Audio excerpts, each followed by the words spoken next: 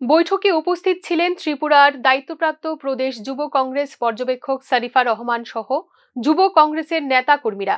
সাংগঠনিক রণকৌশল স্থির করার জন্যই বৈঠকে আলোচনা করা হবে বলে জানান দায়িত্বপ্রাপ্ত পর্যবেক্ষক শরীফা রহমান। বিজেপির সন্ত্রাস সত্ত্বেও কংগ্রেস দল পঞ্চায়েত নির্বাচনে ভালো ফলাফল করার জন্য সর্বাত্মক প্রস্তুতি নিয়েছে বলে উল্লেখ করেছেন পর্যবেক্ষক শরীফা রহমান। এখন যতটুকু আমরা দিতে পেরেছি ওগুলো যাতে আমরা কংগ্রেসের পক্ষে ঋণ করে নিয়ে আসতে পারি, সেটা আমাদের মেন উদ্দেশ্য।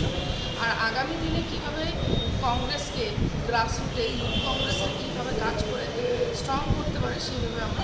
প্রসঙ্গত, রাজ্যের সন্ত্রাস পরিস্থিতির চিত্র কংগ্রেস দল সংসদের অধিবেশনে তুলবে বলে ইতিমধ্যেই জানিয়েছেন রাজ্যে আগত দুই সর্বভারতীয় কংগ্রেস নেতা গৌরব গগৈ ও তারিক আনোয়ার। এদিনের অনুষ্ঠিত সাংগঠনিক বৈঠকে দলের যুব কর্মীদের নির্বাচন সংক্রান্ত প্রয়োজনীয় পরামর্শ দেন দায়িত্বপ্রাপ্ত পর্যবেক্ষক Sharifa Rahman. Bureau report, news now.